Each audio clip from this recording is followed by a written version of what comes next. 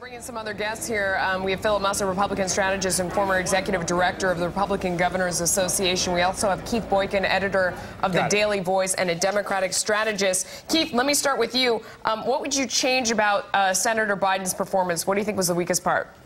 I think Senator Biden did a good job tonight, actually. What would you change? There's got to be something. No, but to be honest, though, last week when I was asked about John McCain's performance, I thought John McCain did a good job last week. You did, Keith. You're being honest. I have to be really honest with you. I don't think Sarah Palin made any fatal mistakes tonight. But what she did was an embarrassing performance. I really think she put in a lot of cliches, a lot of talking points. She shows she's very good at scripted performances, but she doesn't really understand the substance of the issue. She talked about the Taliban, whatever that's supposed to be. She said nuclear weaponry is the be-all and the end-all. What kind of nonsensical statement was that? And she gave a shout-out to third graders. I think she made a fool of herself tonight, quite frankly, and I think it's going to be an embarrassment for the McCain campaign. All right, let's get Phil Musser in here. Well, Phil, you're not going to see it the same way. React to what Keith Boykin just said. I'm not going to see it. I don't see it the same way. I don't think there's a problem that she had a shout out to third graders, and I think that basically, you know, she was communicating very effectively to Middle America. I mean, stylistically,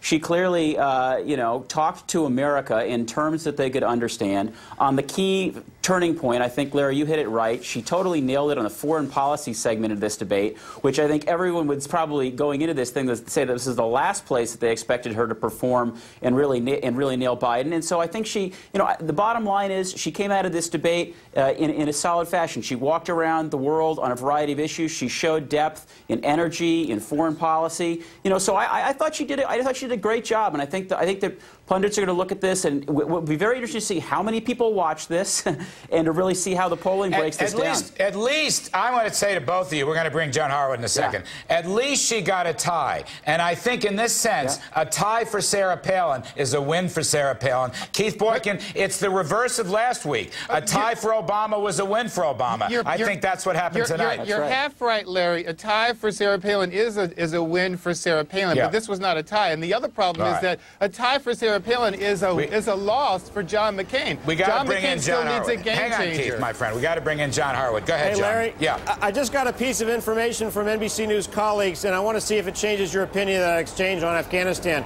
I'm advised that the general's name is not McClellan. It's McKiernan. What's his name? What's his name? McKiernan. McKiernan? McKiernan. McKiernan. McKiernan. All right, there you go. Yes. So why didn't he say Now, do you still think she smacked him down on that? I do, because she got the MC part right. Why didn't Biden say it? Larry, come on. Why didn't she just say McDonald's then? But why didn't Biden say no? Why didn't Biden say no, his name is McKiernan? Why didn't Biden say that? Well, I can't answer that, Larry. Well, see, it may be one of these unknowables. And none of us knew either. We had to get somebody from NBC News to come in and tell us what the correct name was. So maybe it's just a draw on this one. They tried to cram so much information in her head she couldn't possibly digest all of it. But clearly she was rehearsing scripted lines. Keith, that is so unfair. Keith Boykin, you are too smart and too sophisticated because look, Larry, they're both spewing out their talking points. Larry, that's not the thing. You're a very intelligent person, very well educated. You know in your heart of hearts that what she put in tonight was an embarrassing performance. You would not want her as your president or your commander-in-chief. I got to say to Phil Musser, Phil, I think after all the build-up with the Katie Couric, which was not a good interview for Palin, I will be the first guy to admit that.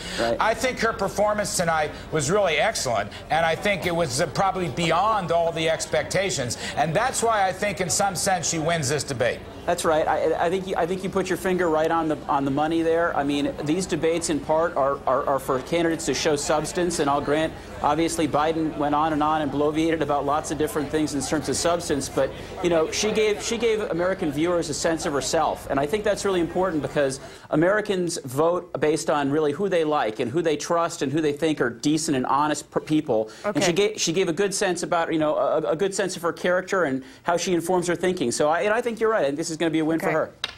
All right. Thanks to both of you. Philip, Keith, thanks. John Harwood as well.